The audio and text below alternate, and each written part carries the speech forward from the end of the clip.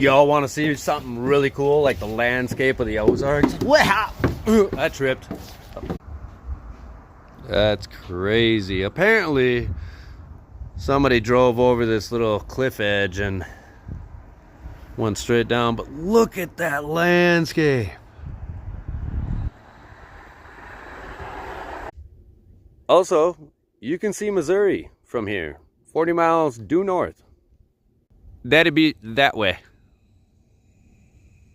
Look at that little mining operation down there.